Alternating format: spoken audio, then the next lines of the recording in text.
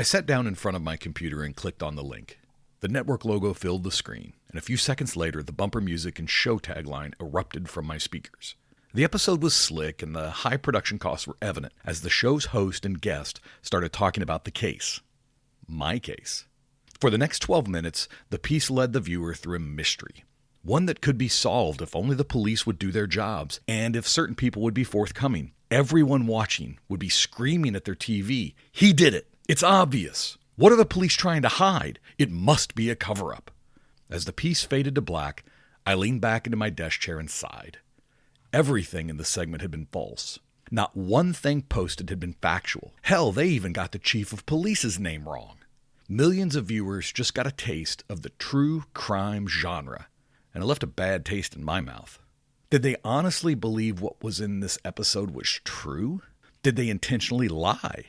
One thing that is certain, true crime doesn't have to be true.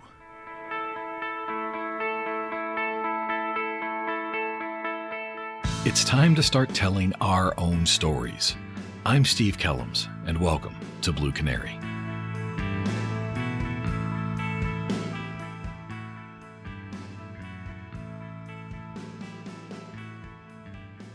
True crime is a genre as old as Cain and Able. Okay, maybe not that old, but it's pretty close. The true crime genre is a nonfiction book, magazine, pulp, podcast, movie, or TV series that examines an actual crime and details the actions of real people associated with and affected by criminal events. Murder is the crime most focused on, and serial killers make up 40% of the true crime genre. The very first true crime literature can be traced back to Yang Ying-Yu's The Book of Swindles. It is a late Ming Dynasty collection of stories about allegedly true cases of fraud written in approximately 1617. In 1827, Thomas de Quincey published the essay On Murder Considered as One of the Fine Arts in Blackwood's magazine, which focused not on the murder or the murderer, but on how society views crime. In 1965, Truman Capote's nonfiction novel In Cold Blood was published. It is usually credited with establishing the modern novelistic style of the genre and the one that rocketed it to great profitability. Today, true crime is not only the most in-demand type of documentary, but it also almost doubles the science documentary, which is number 2 on the list. Before I start pointing out all of the flaws with true crime, I have to be honest, I love true crime. As a teen, I read Capote's In Cold Blood and was blown away. I followed that one up with Vincent Bugliosi's Helter Skelter, and finally Anne Rule's The Stranger Beside Me. These novels push me towards policing as a profession. From the murder of the Clutter family to Charles Manson to Ted Bundy, I couldn't get enough. As I was getting into policing and starting the police academy, I stumbled across a documentary film called The Thin Blue Line. This documentary focuses on the arrest and conviction of Randall Dale Adams for the murder of Dallas, Texas police officer Robert Wood. I was intrigued by the reenactments and interviews that make up the movie. It only fueled my love of the true crime genre. My love of true crime culminated with what I believe to be the greatest example of the genre, Paradise Lost: The Child Murders at Robin Hood Hills. This 1996 documentary detailing the murders of 3 young boys and the subsequent investigation and criminal convictions is riveting. The documentary convinces you of the innocence of the young man arrested for the heinous crimes and points you toward the obvious culprit, only to pull the rug out from underneath you in subsequent movie installments. Then it happened to me.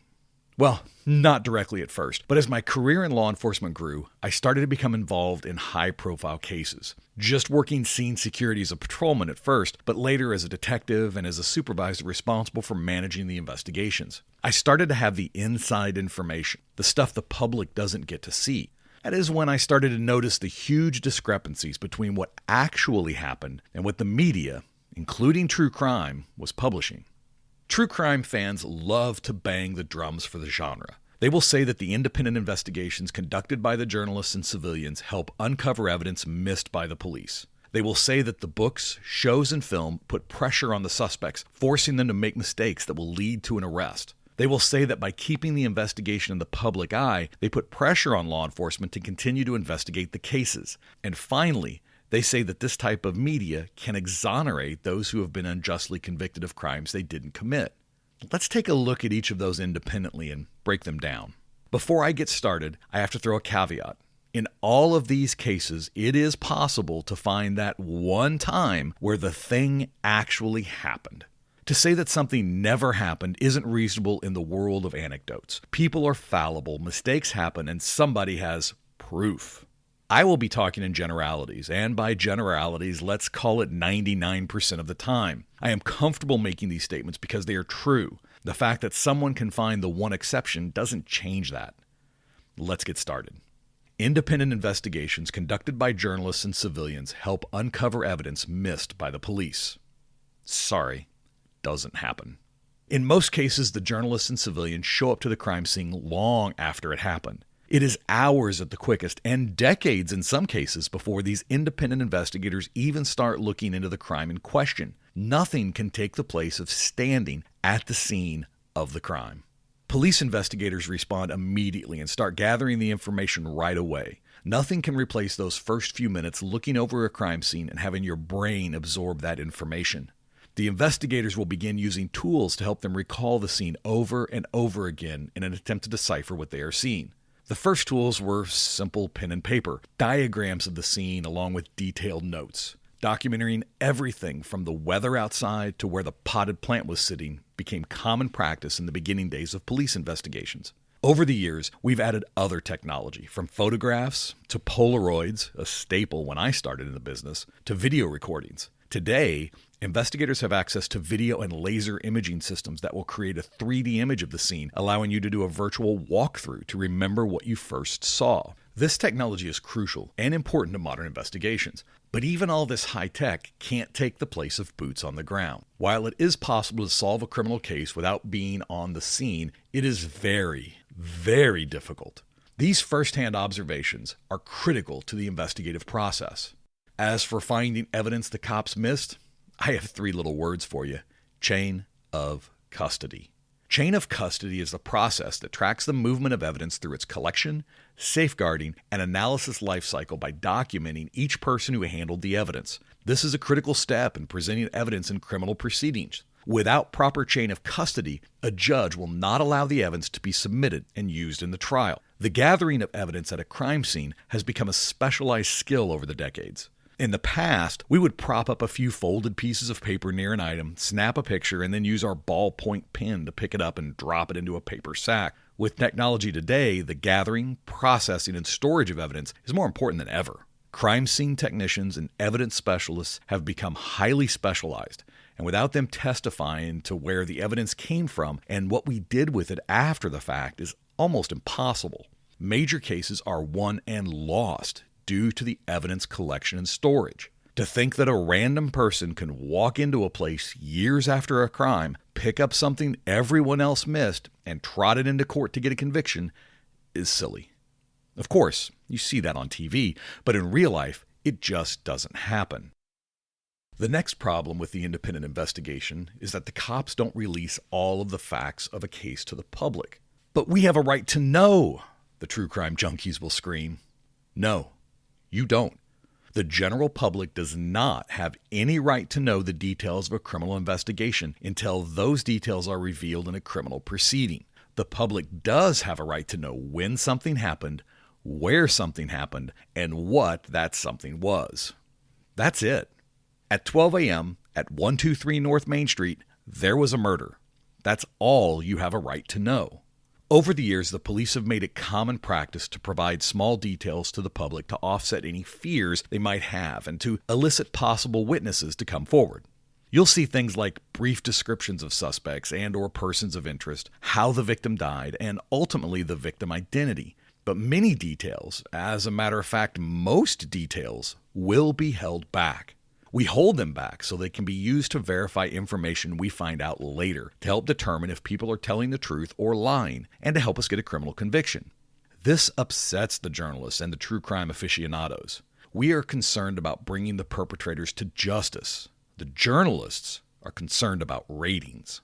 This, of course, means that the independent investigation must rely on public information or conduct their own interviews of people mentioned by the police. Since most of these details have been left out, the independent investigator will need to figure out those details on their own, which will likely be impossible based on the length of time since the crime. The public exposure puts pressure on the suspect, forcing them to make mistakes that will lead to an arrest. Pressure certainly happens, but not in the way you think.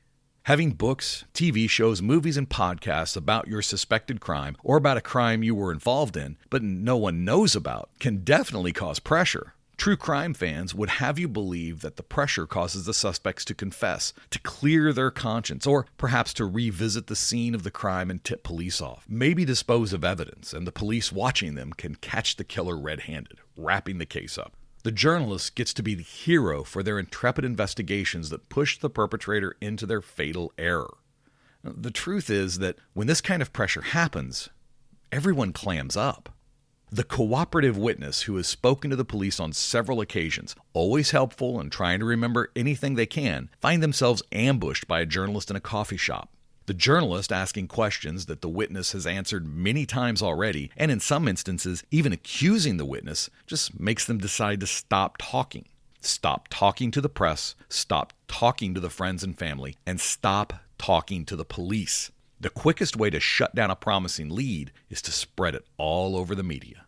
As an investigator, this is one of the more frustrating elements of the true crime genre. Just when you think you've let one of your persons of interest stew enough, you show up for an interview, only to find out that 14 different true crime personalities have already been there and pissed them off so much that they don't say a thing.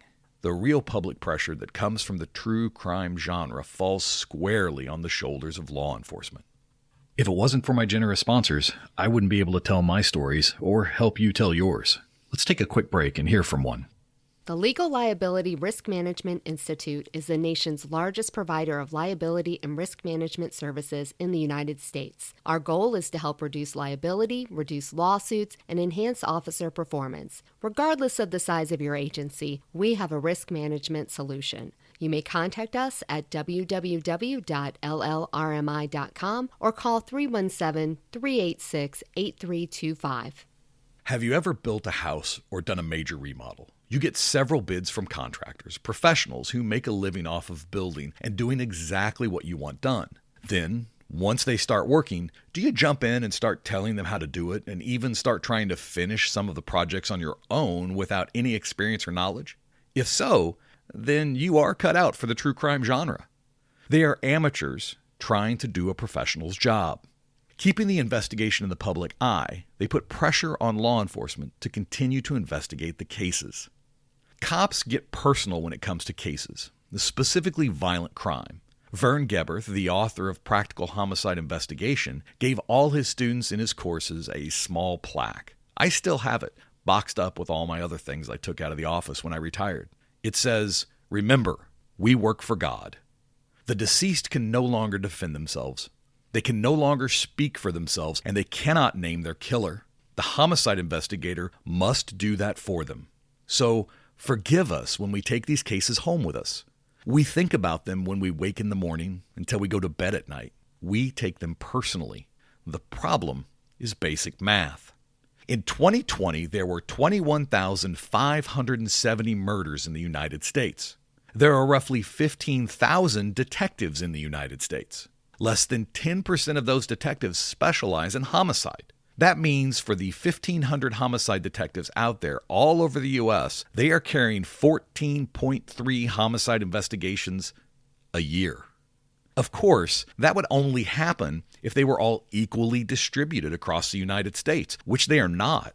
Invariably, the professionals find themselves quickly overwhelmed, and sometimes that means we have to let go of cases that just go cold.